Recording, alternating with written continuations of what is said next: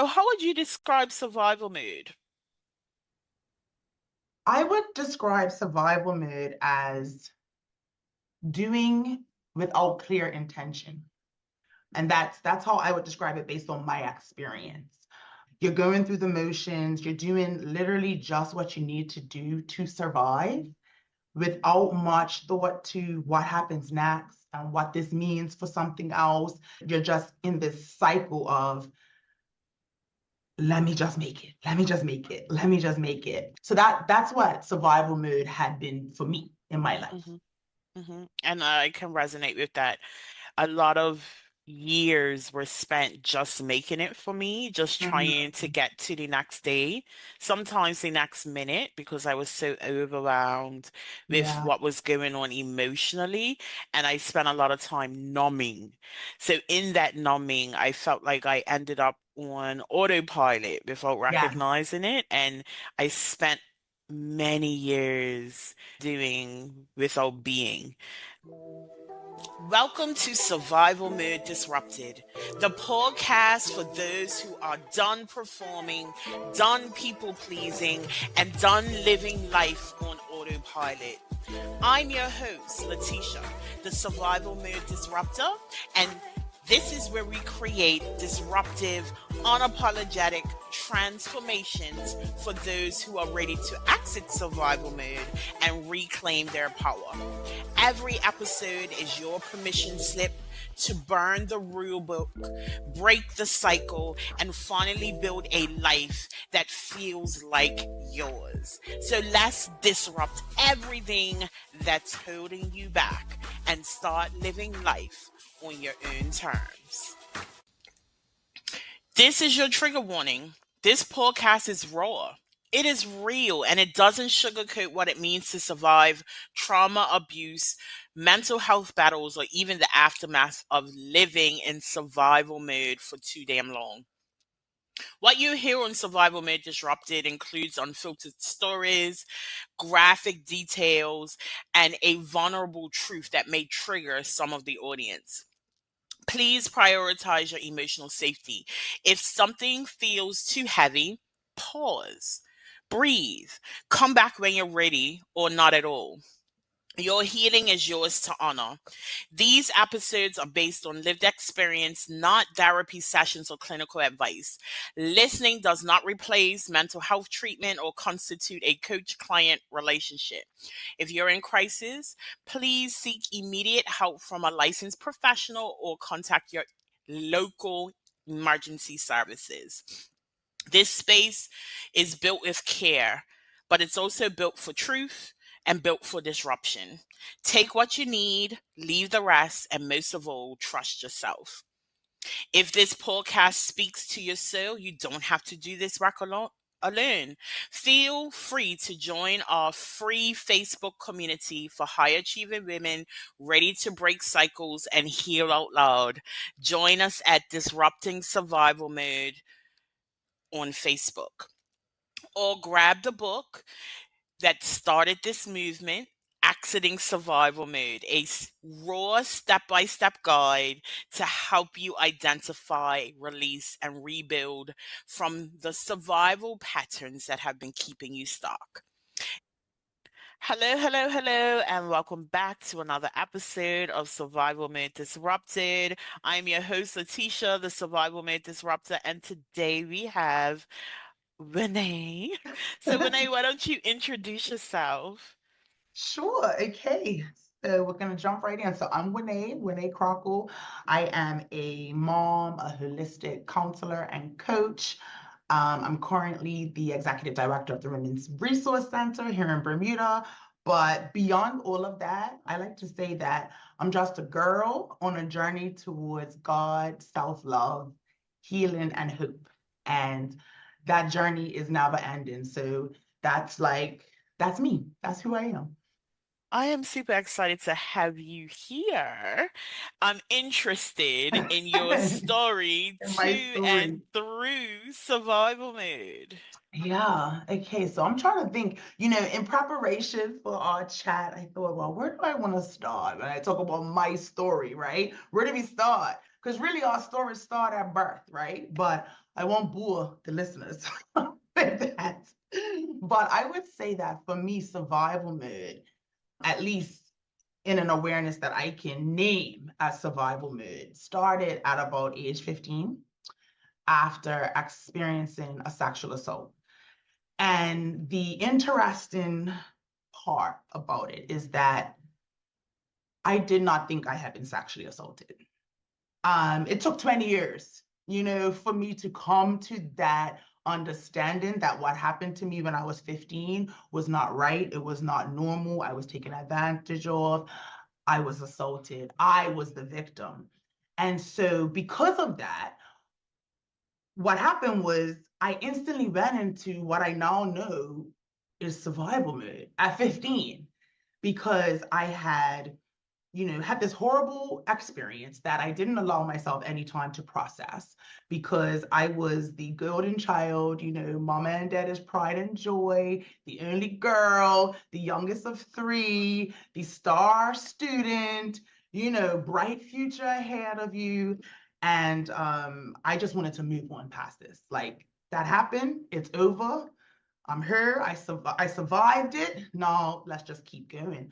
And I blamed myself for what happened. I took responsibility for things that I shouldn't have been responsible for because I knew that I made the conscious decision to go to that place. I knew that I lied to my parents about where I was going. I knew that I drank alcohol and I was 15, but I didn't know that something had been put in my drink. And I took responsibility for everything that happened that night when it wasn't all for me to carry. And so from 15, I just forged ahead as, I'm going to be the best and the brightest and nothing's wrong with me. And that's literally what I did. I was a straight A student. I graduated, scholarships, off to college, all the things. And everything was kind of going according to my plan until I met this man. I met this man who was twice my age. I fell in love, and he truly was and is a wonderful person. But at the time, he was also, aside from being twice my age, he was a career criminal in and out of prison, drug dealer, gangster, drug addict. And so here I come at 18, just wanting that love and validation. And I fell in love, and my whole life just spiraled. And when I say spiraled, I still did all the things. I still forged through in my survival mode. I still went to college and I was the, student association president. And, I got a first on my dissertation. And if anybody knows what a first is on a dissertation, that's a lot to me. I was going to church. I was singing in the choir.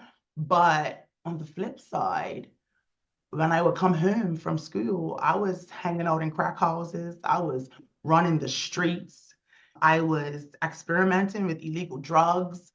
I was being mistreated just in every way, that a woman could be mistreated. And that led to being involved or having an awareness of criminal activity that was taking place, that my partner at the time was engaged in. And so at 22, I was charged with conspiracy to commit theft. And by that time, the relationship had ended, but the damage was done. I was addicted to cocaine. I was getting high. Even though I had graduated from college, I had no motivation or sense of purpose because the truth is I have been carrying this trauma from 15. I was depressed. I was anxious. And so to kind of wrap up this Cliff Notes version of my story, it all came to a head with this case. And I had to decide who I wanted to be. Who did I want to be in this? I had been in survival mode. Survival mode was all I remembered because, at 15, I hadn't even fully developed into who I was going to be. And so survival mode defined my identity because I adopted it so early in my life. And I never told anyone about what happened when I was 15. The only person that knows or people that know are the people who were there. I never told my parents the truth about what happened. I just said, okay, it happened, it's over. Now let's keep moving. And so um, that court case, as horrible as it was an opportunity for me to pause and decide, what do I want my life to be like? And so at that time, I was 23 by the time the court case actually was wrapped up. Well, actually, by the time the court case was wrapped up, I was 24 and pregnant with my first son. And so life and God had a way of slowing me right down to try to figure out, who is Juanae? What does Juanae want for her life? Who does Juanae want to be? And that was the beginning, I guess, of like my transformation. But I stayed in survival mode for a long time after that. So I'll pause there because I know I said a lot. And I don't know if you have anything you wanted to tap into, into what Yes, I well, thanks said. for sharing. I appreciate the level that you have shared, right? I think a lot of us end up in survival mode. And for someone who is very unaware of what survival mode is, they would say, well, you were ticking all the other boxes. Like, Mm, surely everything was okay. we're But good. what happens with survival mode is we step into performance mode. We wear these masks while the inside is in a complete mess. And Yes. oftentimes, what we see is us excelling in one or two aspects of our lives, but our personal life is in Mhm. absolute chaos and shambles. And I can Absolutely. relate to that, right? Like after I left my first marriage, I went off to school and I got scholarships. I was doing amazing, right? Mm. And whenever I tell my story, I laugh when you said it. Whenever I tell my story, my exact words is, and then I met this man. As long as a man, no. But that's what happens. And That's what oftentimes happened. in introducing someone else to the already chaotic world tips the axis, right? Mm. Where we've Hmm. been able to balance and manage to some extent, and then we introduce more chaos. And then all of a sudden, the things that we had been juggling just fine under this cloak of performance, it starts tipping and it It starts starts getting tipping. exposed, right? And a lot of times it takes that trigger event Mm. Hmm. to kind of tip us back into Back. place, right? Absolutely. And for Absolutely. me, mine was getting arrested. I was never charged. I was taken off my job.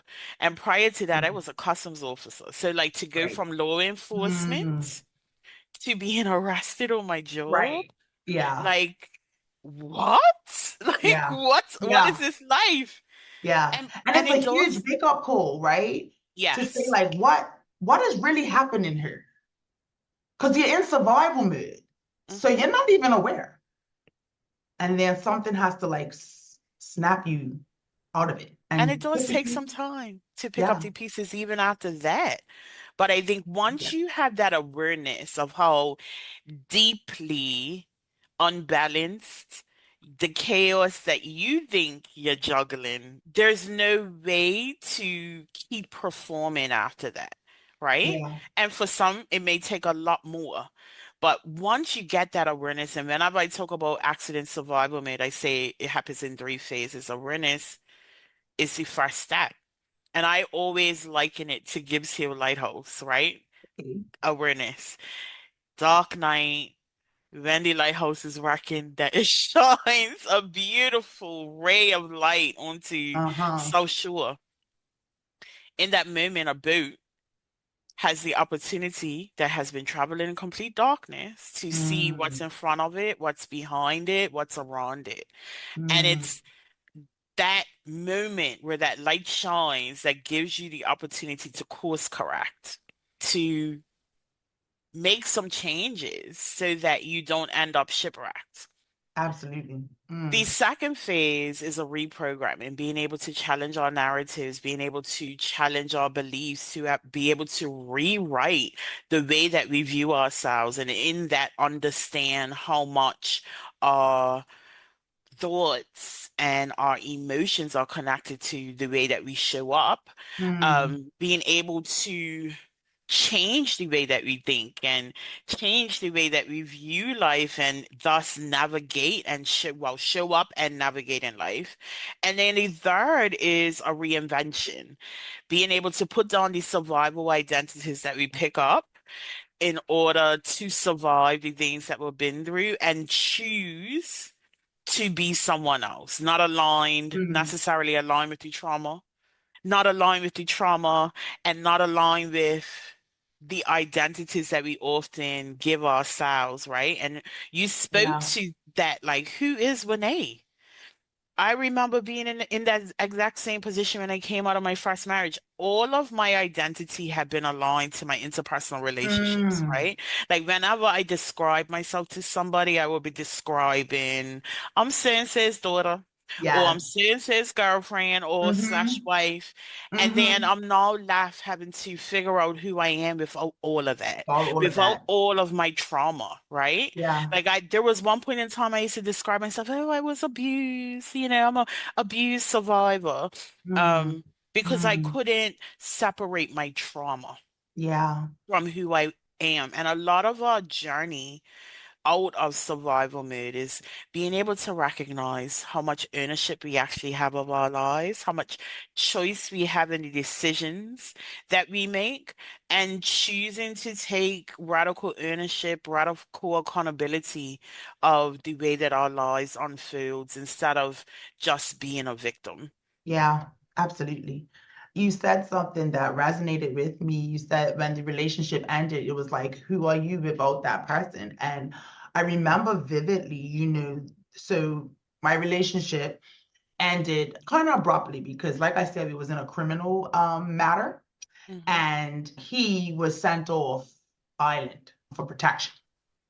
So that was quite abrupt. And I remember the day that he left, I was riding my bike on Harbor Road, riding home, right? I probably hadn't been home in a few days. And I was riding home and it was sunset. And I started to cry because I felt so free. I was like, oh, it's not her. Like, it's not her. And I was excited. Went home. I remember the next day I woke up, totally different feeling. I was anxious. What am I supposed to do today? Because everything was wrapped around him and being what he needed, because that was where I got my validation from. And so that's taken from me. And I literally remember sitting in my room and thinking, like, I have no clue what to do. Like, I have no clue what to do. Like, even just what do I like to do? I didn't know anymore. It was gone. And I didn't pause long enough to figure that out. I didn't pause long enough. I went right back to survival mode. Gave myself a couple of days, cried, whatever. And once I got through the court case, and by God's grace, I wasn't given a prison sentence. I was given a suspended sentence. And so immediately I just went back to, I have to rebuild my life. I have to fix it. And I didn't pause. So hearing you talk about like identifying that you didn't understand your identity outside of the people you were connected to or the job you did or whatever, that's where I was. Then I was 23 and that was such a transformational time where I could have turned it all around right there. If I had the tools and the awareness that you spoke about. Because I still didn't think I was a victim of anything. I just thought I made bad choices. And so I put all this pressure on myself to now go make some better choices. And I did make better choices, but they still weren't the right ones for me and who I am, right? And so the survival mode continued, it just looked different. So Hmm. now it went from, okay, I'm gonna get good grades and be this, really smart, intelligent young lady. Now it went to, okay, let me find me a husband, because That's the first and sometimes easiest way for a woman to get validation, right? I was pregnant. I wasn't with the father of my child anymore. So I'm like, I need to find me a husband and a daddy for this baby. And that was survival mode all over again. Survival mode all over again because I didn't pause, because I didn't know that I was in survival mode. I didn't know that I needed to do any work. I was like, okay, whew, got a second chance at life. Let me go prove to everybody that I'm a king. And it wasn't for like another 10 years, really, that I finally was able to disrupt Mm. the survival mode, you know? I went, I found a man, I got married, you know, had more babies. And, you know, I love my three sons, you know, endlessly. My oldest son, I say all the time, he saved my life because I don't know, I was at a crossroad and I don't know which way I would have went had I not been carrying him. But I still wasn't creating a life that felt good. I still was in survival mode. Now it was just like, let me please my husband and let me do what I have to do to raise kids. It was just like nothing was about Juanae. Nothing was about what Mhm. made Juanae feel good or made Juanae come alive. It was just like, all right, let me do what I have to do. Let me go back to church and, you know, sing in the choir again and all the things. And so it took another traumatic incident to really snap me out of it. You know, my marriage only lasted 3 years because we were great friends, but we probably shouldn't have gotten married. And then my brother died suddenly. My brother died suddenly in 2017. And I think that type of trauma, and actually let me rephrase that because I shouldn't categorize trauma. Trauma is trauma.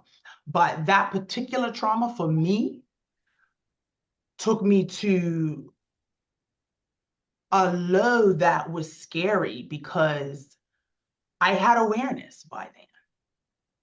And I'm like, whoa, how am I back here? I'm aware now. How am I back here? And that's when I was like, all right, I got to do something. I got to figure this out because he was one of the people that motivated me to get my life together, right? He was one of the people I wanted to make proud. So he's going now, and it's like, okay, what am I doing? What am I doing all this for? You know, who am I trying to make happy? Because this is my life, and I'm living it for everybody else except me. And that was, I guess, when the survival mode got disrupted. Well, the beginning anyway, Mhm. you know? And so, what did that journey look like for you? And I know it looks like it could just be a decision, right? Mm, But I'm curious as to what it took beyond dealing with the grief of the loss of your brother for you to finally put down a performance and really take control of your life. And before you answer that, I'll just say this. A lot of times we tick the boxes, right? I like to call it a conveyor belt of success. We mm. have these conveyor belts that are family expectations, societal expectations, and we tick these boxes. And by doing so, we think that we have it all together, right? Mm-hmm. And Mm-hmm. for a lot of us, that conveyor belt masks what's really going on, right? Like you've mentioned several times that you were doing the things, right? All the things. Right. But yet you were still in this place.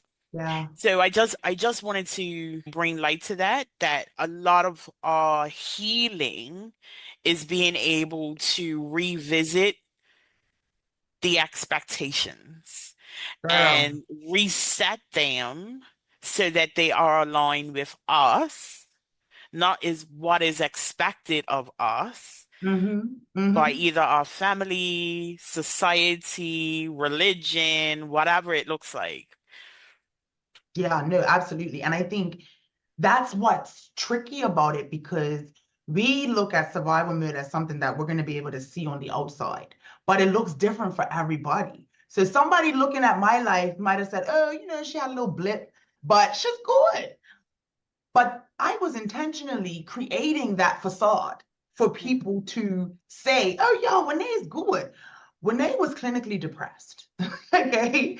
Juanae was managing her depression through alcohol abuse, overeating, negative relationships. But on the outside, like, she's got it together. You know what I mean? She got married and she got kids and she has a nice little job, yada, yada, yada. On the inside, that was a totally different reality.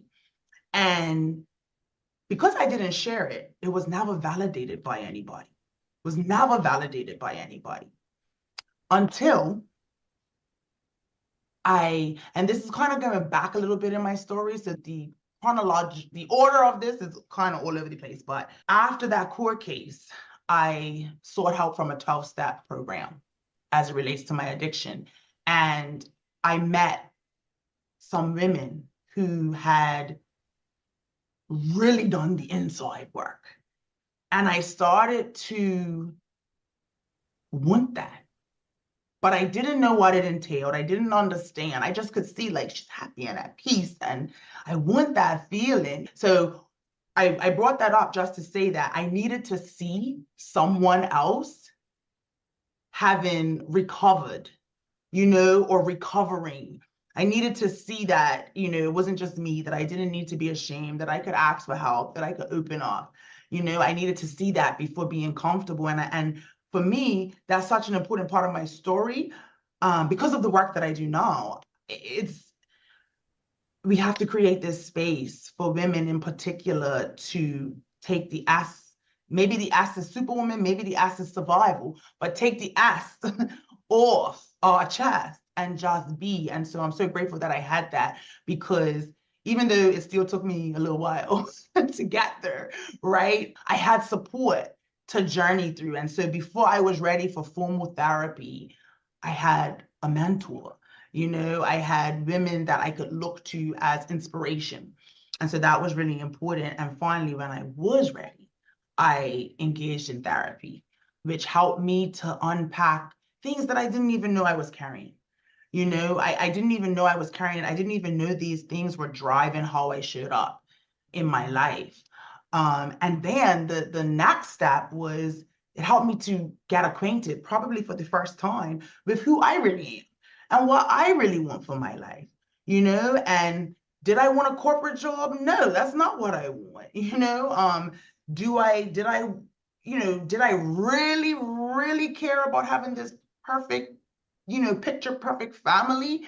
That really wasn't it for me. I learned through getting to know myself what was really important to me. And I mean, your question was, what did I do? Because for some people, it is just a decision. But I think that the decision also has to be followed up by affirmative action that affirms the decision you made. If not, it's just a decision. It doesn't become a reality until the action starts to align. And so that's why for me, it took a little while, right? It took some time to get to that space. But after my brother passed, I, recognized in his passing that life is too short, that anything can happen. And I looked at his legacy and I asked myself, well, what was going to be my legacy? And just asking that question prompted me to really start to think about not just who I am and how I'm showing up now, but what kind of person do I want to be? How do I want to show up in this world? Do I want to keep putting the mask on every day? Because that's exhausting. It's like, I can compare it to doing a full face of makeup every day. For some people, that's go ahead, do that, but that takes time every morning, right? And that's what I was doing. I was putting on a whole mask. Like my whole life was a mask to hide who I really was. And that was so exhausting. And thankfully, through therapy and really supportive family and friends and mentors, I just took the mask off. And I was like, man, the world's going to have to take me as I am while I figure this out, because it's exhausting trying to be this while trying to figure out who I really am. I can't do it anymore. The craziest thing is taking the mask off is what changed everything.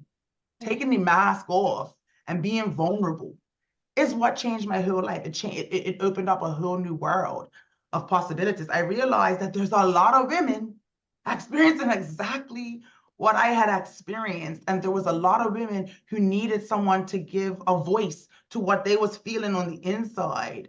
And I got to do that by taking the mask off and being honest and showing up just as myself, with my trauma, with my healing, with my uncertainty, and that was the beginning. Well, I loved what you shared there, and I want to touch on two things in particular. As someone who has sat on the sidelines with someone who's walked through the 12 steps, there was something so beautiful about that program to me. Mhm. Um, there's steps, like the accountability, making Yeah, amends, like just really getting open and honest. And it's not about anybody else. It's getting open and honest with yes, yourself, right? Like yeah. I watched somebody work through the steps, like Hmm. writing things down, like vocalizing things. And I think that was for me the beginning of a lot of the things as well. From sitting on the outside of watching somebody really champion their own sobriety, and Yeah, supporting them.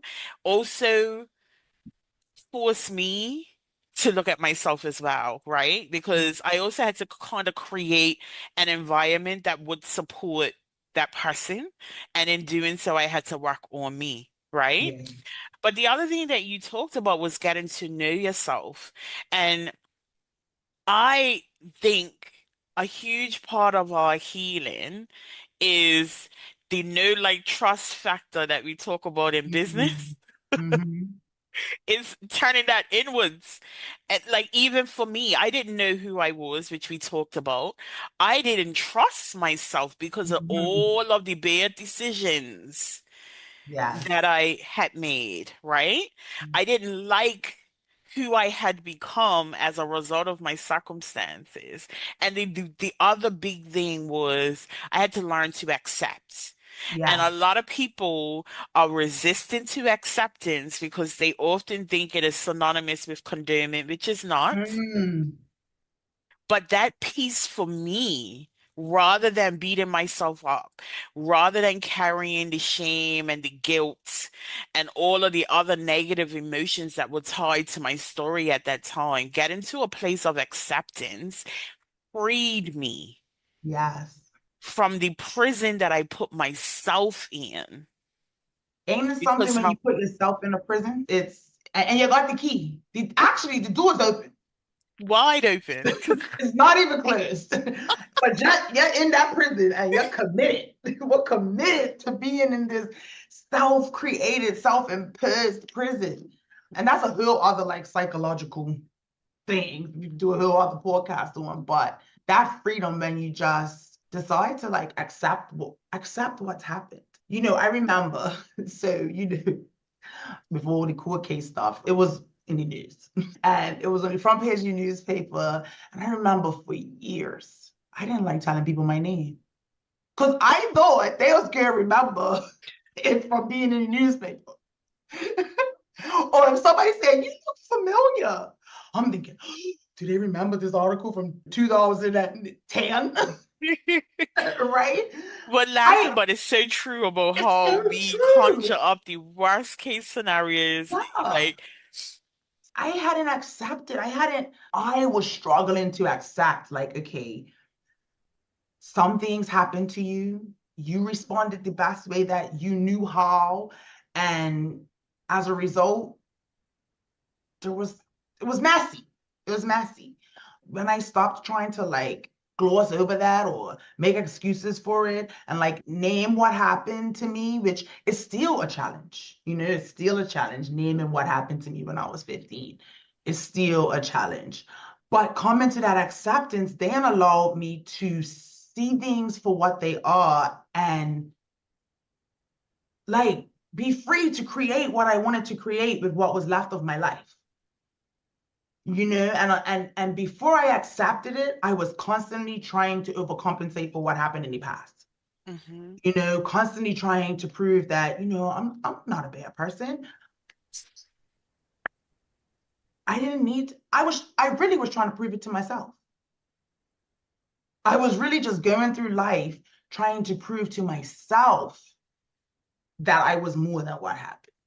Um, and that was my survival mode. That was what my survival mode looked like. On the outside, everything looked great, but on the inside, it was just like treading water constantly, all the time. I can relate to that. And I think a huge portion of our struggle prior to really anchoring in our healing is the validation that we seek that we don't necessarily accept can come from Mm, us, right? And then we get to mm. this place of being able to define what we want, to show up as we want.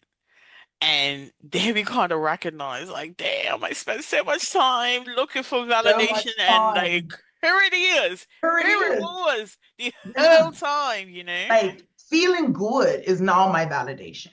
Hmm. That's how I check in. Is this decision the right decision? Well, how do I feel about it? Not what does somebody else think. We got opinions, we have advisors and mentors and coaches and all the things, but at the end of the day, now it's about what's going to make me feel good. Because I spent the first half of my life doing what I thought was going to make other people feel good, and it didn't work out too well for me. So now it's like, does this feel good to me? Like on the inside, if no one else's opinion mattered, would I do this? Would I show up this way? And that I had to learn how to do that. I'm still learning how to do that. Still every day, now in my role, I have a very front-facing public role. And sometimes I'm tempted to get back to that little survival mode of, performance and showing up the way other people want me to show up so that they can validate me. But that doesn't feel good on the inside. Because every time I do that, I go back to 15-year-old Juanae who just did what she was told to do because I didn't know what else to do. And so every day I got to take my agency back by saying, does this feel good to me? Hmm. To me. And we can't always do what feels good to us. Life sometimes. We can't just quit our job because it feels good, right? But it helps me to put some things in perspective.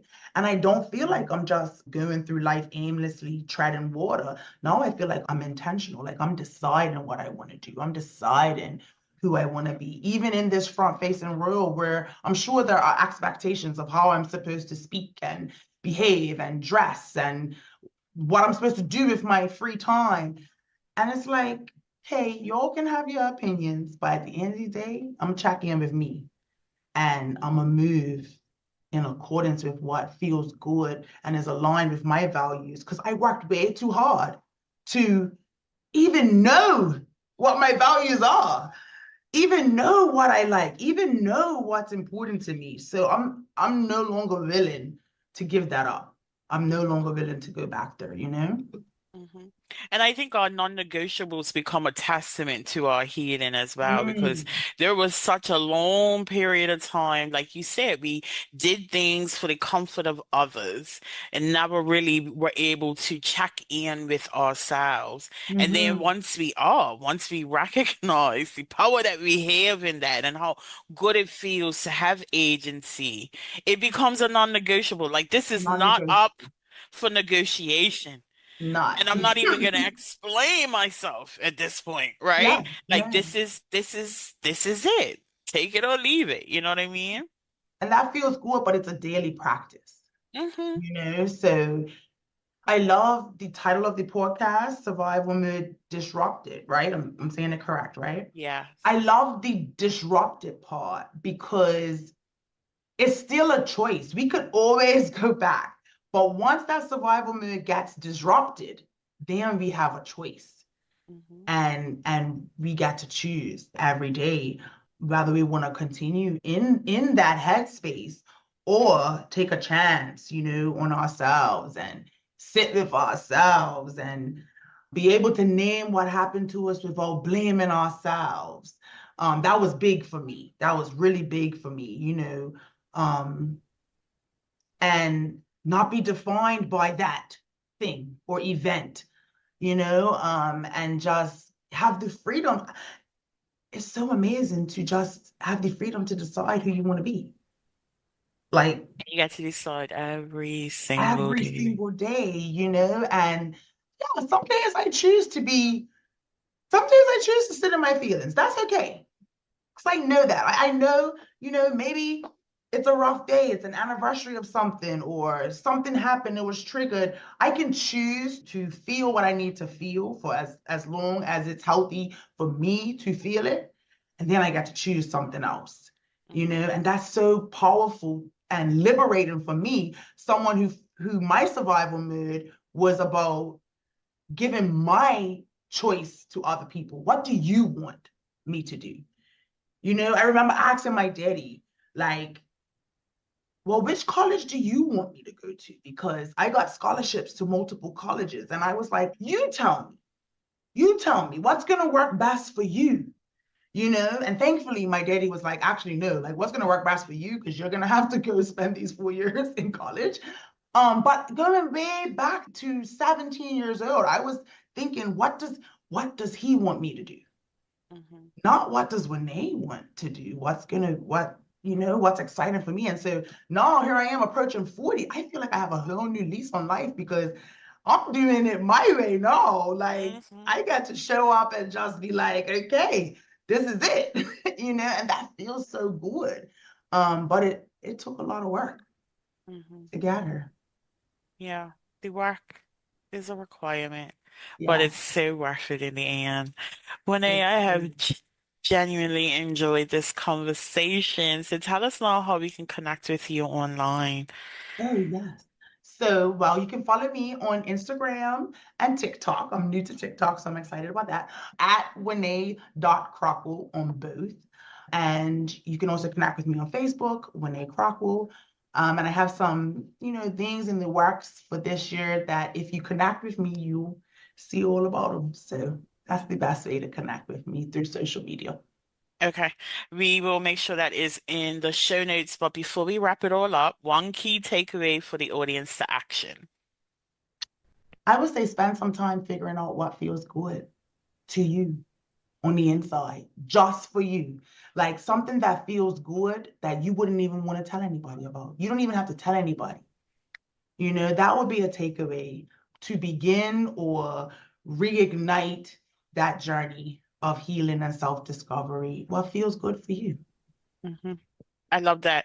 Well, thank you so much for your time on Survival Made Thank you, Bye. Disrupted.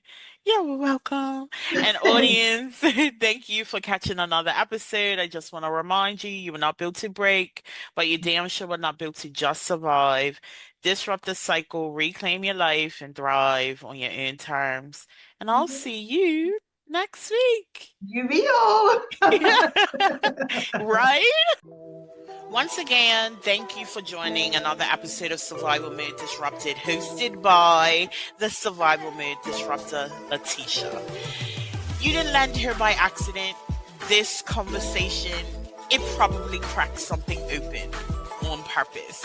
Because survival mode isn't just a phase, it's a pattern, an identity, a prison masked as strength. But here's the truth. You're not broken, you're just unfinished.